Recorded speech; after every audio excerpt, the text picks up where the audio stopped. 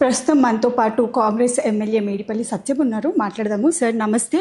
యాక్చువల్గా ఇప్పుడు మీరు మాట్లాడుతూ రైతుల కోసం రేవంత్ కాంగ్రెస్ ప్రభుత్వం చేస్తున్నట్టుగా ఇప్పటి వరకు బీఆర్ఎస్ ప్రభుత్వం చేయలేదు, ఇంకా రానున్న రోజుల్లో కూడా ఎవరు వచ్చినా చేయలేరు అని అంటున్నారు.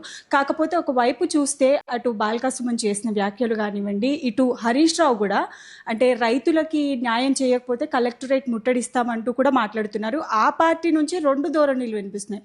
ఒకవైపు బాల్కా సుమన్ రోడ్డు పైన రైతులే కనిపించట్లేదు అని అంటుంటే, ఇంకోవైపు ఏమో హరీష్ రావు ఏమో రైతులకి న్యాయం చేయకపోతే కలెక్టరేట్ ముట్టడిస్తాము, వాళ్ళకి న్యాయం చేయాలి అని అంటున్నారు.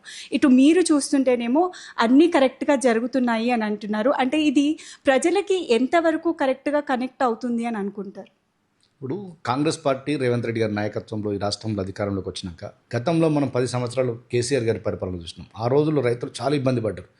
ఏ సెంటర్కి పోయినా తప్ప తాలు పేరుతోటి క్వింటాల్కు 10 కిలోలు దోపిడీ చేసి రైతును నిట్ట నిలువున దోపిడీ చేసినటువంటి సందర్భం మనందరికీ తెలుసు. కానీ కాంగ్రెస్ పార్టీ ప్రభుత్వం వచ్చినాక ఎక్కడ కూడా తప్ప తాలు పేరు మీద దోపిడీ అనేది ఎక్కడ లేదు. ఈసారి కొంత ఆలస్యం జరిగింది. ఎందుకంటే కేంద్ర ప్రభుత్వం జీపీఎస్ విధానం తీసుకొచ్చింది, మన వెహికల్ ట్రాకింగ్ సిస్టమ్ తీసుకొచ్చింది. దాన్ని మనం రివోక్ చేయడానికి ఒక 1 వీక్ 10 డేస్ ధాన్యం సేకరణలో కొంత ఆలస్యమైన మాట వాస్తవం. అయినప్పటికీ కూడా ఎక్కడ కూడా కాంప్రమైజ్ కాకుండా అడిషనల్ ఫోర్స్ పెట్టి, అడిషనల్ గన్నీ బ్యాగ్స్ పెట్టి, లారీలను పెట్టి, సెంటర్లలో పర్సనల్గా ప్రతి ఒక్క సెంటర్ను కూడా పర్సనల్గా మానిటర్ చేస్తూ జూన్ 1 కల్లా 90% అబోవ్ ప్యాడీ ప్రొక్యూర్మెంట్ చేసినాం. ఇంకొక 5 to 10% అక్కడక్కడ మిగిలి ఉంది. అది ఎప్పుడు కూడా ఈవెన్ గత ప్రభుత్వాలలో ఉంది, గత సంవత్సరం ఉంది. ఇప్పటి వరకు 90% అబోవ్ ప్రొక్యూర్మెంట్ చేసినాం. ప్రొక్యూర్మెంట్తో పాటు వితిన్ 24 అవర్స్లో రైతుల ఖాతాల్లో ఎంఎస్పి మినిమం సపోర్ట్ ప్రైస్ను వాళ్ళ ఖాతాలో జమ చేయడం జరిగింది. ఎక్కడ కూడా గవర్నమెంట్ ఫెయిల్యూర్ లేదు. ఎక్కడైనా నిజంగా చిన్న చిన్న ఇష్యూస్ ఉన్నా, ఎక్కడైనా వర్షాలు పడ్డా తడిసిన ధాన్యాన్ని కొంటామని చెప్పి ముఖ్యమంత్రి గారు భరోసా ఇచ్చిండ్రు. ఒకవేళ మొలకెత్తిన ధాన్యాన్ని కొంటామని చెప్పిండ్రు. ఏ రైతు కూడా అధైర్యపడద్దు, ఆందోళన పడద్దు, మీకు అండగా ప్రభుత్వం ఉంటుందని చెప్పి ముఖ్యమంత్రి గారు చాలా ఓపెన్గా చెప్పిండ్రు. నిజంగా కూడా రైతులు చాలా హ్యాపీగా ఉన్నారు. అయితే ఒక వైపున చూస్తుంటే మినిస్టర్స్ తడిసిన ధాన్యం కూడా కొంటున్నామని అంటున్నారు. అలాగే రేవంత్ రెడ్డి కూడా మాట్లాడుతూ మొన్న ప్రెస్ కాన్ఫరెన్స్లో మహారాష్ట్ర సీఎంతో 3 సార్లు కనెక్ట్ అవ్వడానికి ట్రై చేశాము, మాట్లాడడానికి ప్రయత్నించాము, ఇప్పటి వరకు కేంద్రం ఏవి అనుమతులు ఇవ్వడం కాదు కదా, అట్లీస్ట్ మాట్లాడడానికి కూడా ట్రై చేయట్లేదు. ఈ విషయం బీఆర్ఎస్కి అర్థం అవ్వట్లేదా? అర్థమైనా కూడా ఎందుకు ఇలా రియాక్ట్ అవుతుంది అన్నట్టు కూడా రేవంత్ రెడ్డి గారు మాట్లాడారు. దానికి మీ స్పందన? బీఆర్ఎస్ ఎంతసేపు ఈ ప్రభుత్వం ఫెయిల్ కావాలి, ప్రభుత్వం ఫెయిల్ అయితే ఆనందించాలని చూస్తున్నాం. నిజంగా ఈ రాష్ట్రంలో ఉన్న ప్రజల ఇంట్రెస్ట్ వాళ్ళకి లేదు, రైతుల ప్రయోజనాల ఇంట్రెస్ట్ లేదు. ఇంతసేపు గవర్నమెంట్ని ఎట్లా బ్లేమ్ చేయాలి, మేము మళ్ళీ ఎట్లా అధికారంలో రావాలంటే గోతికాడి నక్క అంటారు కదా, ఆ పాత్ర ఇలా బీఆర్ఎస్ పార్టీ పోషిస్తుంది. అది అందరూ ప్రజలు కూడా గమనిస్తున్నారు. అందుకే మనం 2023 అసెంబ్లీ ఎన్నికలు చూస్తే వాళ్ళకు ఒక రెస్పెక్టబుల్ సీట్స్ వచ్చినాయి. 30-39 సీట్లతో ఒక ప్రతిపక్ష హోదా ఇచ్చిండ్రు. ఆ ప్రతిపక్ష హోదాను నిలుపుకోవడంలో బీఆర్ఎస్ పార్టీ కంప్లీట్గా విఫలమైంది. ఎక్కడ కూడా ప్రజా సమస్యలను పట్టించుకోకుండా, రైతుల సమస్యలను పట్టించుకోకుండా కేవలం వ్యక్తిగత విమర్శలు, వ్యక్తిగత దాడులకే బీఆర్ఎస్ పార్టీ పరిమితమైంది. దాని తర్వాత వచ్చిన మనం 6 నెలలకు పార్లమెంట్ ఎన్నికలు చూసినాం. ఆ పార్లమెంట్ ఎన్నికల్లో గతంలో 2001 నుంచి వాళ్ళు నిజంగా మంచి విజయాలు సాధించారు తెలంగాణ రాష్ట్రంలో. కానీ గుండు సున్నకు పరిమితమైనది. దురదృష్టం ఏంటంటే 0 సీట్కి పరిమితమైందంటే తెలంగాణ ప్రజలకు బీఆర్ఎస్ పార్టీ మీద ఏ విధంగా ఆక్రోశం ఉంది, ఏ విధంగా కోపం ఉందో ఒక్కదంతా మనం చూసుకోవచ్చు.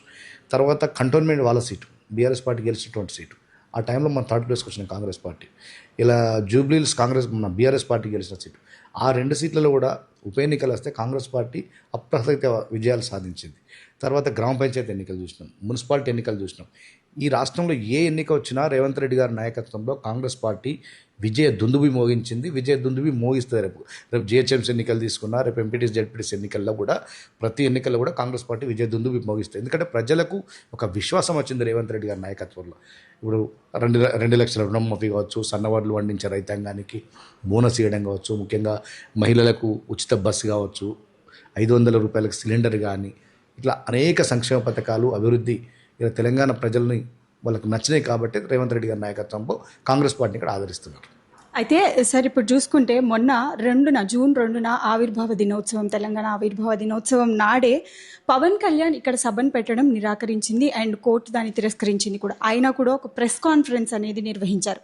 ఆ ప్రెస్ కాన్ఫరెన్స్లో 1కి 3 సార్లు తను ఒకే విధంగా మాట్లాడుతూ కూడా అంటే కొండగట్టు ఆంజనేయ స్వామికి డబ్బులు ఇచ్చాను అని 1కి 3 సార్లు అనడం, అంటే దేవుడికి ఇచ్చిన డబ్బుల గురించి కూడా అలా మాట్లాడడం ఎలా చూస్తారంటే? ఎందుకంటే మీ కాన్స్టిట్యున్సీ కొండగట్టు మా నియోజకవర్గంలో ఉంది. గతంలో పవన్ కళ్యాణ్ గారికి చాలా ఇష్టమైనటువంటి దైవం కొండగట్టు ఆంజనేయ స్వామి. గతంలో వచ్చినప్పుడు నేను కూడా మీరు ఏదైనా ఈ ఆలయానికి చేస్తే బాగుంటుందని చెప్పగానే టీటీడీ నిధులతో 35 కోట్ల పైగా నిధులు ఇవ్వడం జరిగింది. తొందరలోనే వర్క్ కూడా స్టార్ట్ అవుతుంది. దాంట్లో పెద్దగా రాజకీయాలకైతే తావులేదు. ఎందుకంటే ఆయనకు ఇష్టమైన దైవం కాబట్టి ఆ గుడికి టీటీడీ నుంచి ఇప్పించడమే మేము భావిస్తున్నాం. దానికి సంబంధించి ఆయనకు మేము కృతజ్ఞతలు తెలిపినాం, సాదరంగా ఆహ్వానించినాం, సాదరంగా అక్కడ అన్ని రకాల ఏర్పాట్లు చేసినాం. ఆయన ఇచ్చిండు. దాన్ని నిజంగా నేను రాజకీయ కోణంలో చూడదలుచుకోలేదు. అయితే కేసీఆర్ పవన్ కళ్యాణ్కి స్క్రిప్ట్ రాసిస్తున్నాడు, కేసీఆర్ వెనకాలండి పవన్ కళ్యాణ్ని నడిపిస్తున్నారు అని ఒక మాట ఇదవుతుంది. దాన్ని ఎట్లా చూస్తారు? దానికి మీరేమంటారు? నేను పవన్ కళ్యాణ్ గారు కూడా ఒప్పుకున్నారు కదా, నాకు కేటీఆర్ నాకు సోదరుని కంటే ఎక్కువ, మా ఇద్దరి మధ్యలో మంచి రిలేషన్ ఉందని చెప్పి. ఉండొచ్చేమో, నాకు కూడా అదే అనిపిస్తుంది. ఇలా నిజంగా ఇక్కడ పూర్తిగా ప్రజల విశ్వాసం కోల్పోయింది, ఏదో ఒక రూపంలో మళ్ళీ మేము గెయిన్ కావాలని చెప్పి ఇట్లాంటి సెంటిమెంట్ రాజకీయాలు వాళ్ళు రెచ్చగొట్టడం బీఆర్ఎస్ పార్టీకి ఇది కొత్త ఏం కాదు. నిజంగా ఉంటే పవన్ కళ్యాణ్ వెనకాల వీళ్ళ హస్తం ఉండొచ్చు నేను భావిస్తున్నాను.